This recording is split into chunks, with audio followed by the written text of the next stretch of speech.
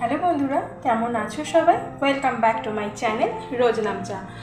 গরম তো বেশ ভালোই পড়েছে, তাই ভাবলাম তেলাপিয়া মাছের হালকা কিছু রান্না করা যাক। তো ফার্স্টেই দেখো, তেলাপিয়া মাছটাকে আমি নুন, হলুদ আর লঙ্কার গুঁড়ো দিয়ে মাখিয়ে 10 মিনিটের মতো রেখে দিয়েছিলাম। আর তার জন্য কি কি উপকরণ লাগবে দেখে নাও। এখানে মশলার মধ্যে আমি অল্প পরিমাণে সব মশলা নিয়েছি হলুদ গুঁড়ো, লঙ্কা গুঁড়ো, জিরে গুঁড়ো, আর ফোড়নের জন্য রয়েছে কালো জিরে। আর মেন যেই জিনিসগুলো লাগবে, এখানে দেখো কেটে নিয়েছি বেগুন, আছে লম্বা লম্বা করে কেটে নেওয়া পটল, টমেটো, কাঁচা লঙ্কাগুলোকে মাঝখান দিয়ে চিড়ে নিয়েছি, আর এখানে লম্বা লম্বাভাবে আলুগুলোকেও কেটে নিয়েছি। আর সব সবজি কিন্তু আমি একইভাবে কেটেছি। তাহলে চলো এবার রান্নাটাকে শুরু করি। কড়াইতে আমি তেল গরম হতে বসিয়েও দিয়েছি, আর এখন ফার্স্টেই আগে আমি মাছগুলোকে ভেজে নেব। মাছটাকে ভেজে আমি তুলেও নিয়েছি। দেখলে যতটা কড়া মনেও হচ্ছে, যেহেতু লঙ্কার গুঁড়ো মাখানো রয়েছে তার জন্য একটু কড়া ভাজা লাগছে, কিন্তু খুব বেশি আমি কড়া ভাজিনি। আর বাকি মাছগুলো তাহলে চলো ভেজে নিই একে একে।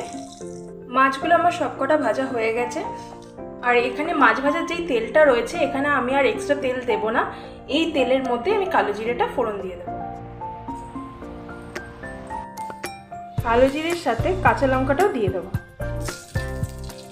আর ফোড়নটা ভাজা হয়ে গেলে তারপরে কেটে রাখা যে পটলটা রয়েছে সেটাও আমি ভেজে নেব।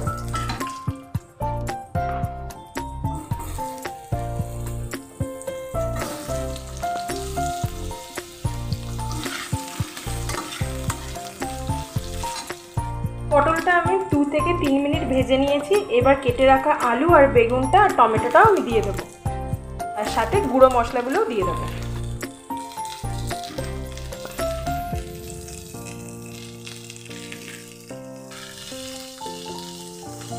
আর নুনটাও আমি একেবারে অ্যাড করে দেবো এটার সাথেই, দিয়ে ভালো করে নাড়িয়ে কিছুক্ষণের জন্য কষতে দেবো।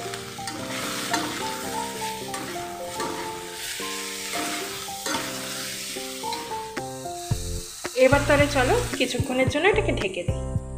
মশলাটা আমার কষানো হয়ে গেছে, আর টমেটোগুলোও ভালোভাবে মেল্ট হয়ে গেছে। আর এখন আমি পরিমাণ মতো জল দিয়ে ফুটিয়ে মাছগুলোকে ছেড়ে দেবো। জলটা আমার পরিমাণ মতো দেওয়া হয়ে গেছে। আর এবার একটু এটাকে আমি নাড়িয়ে দেবো আর দিয়ে ঢেকে দেবো।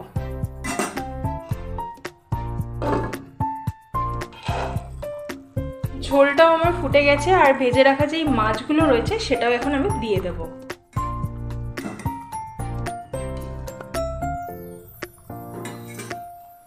এবার আমি আরও 2 মিনিটের জন্য এটাকে ঢেকে দেবো, যাতে মাছগুলোর সাথে ঝোলটা একেবারে ফুটে যায়।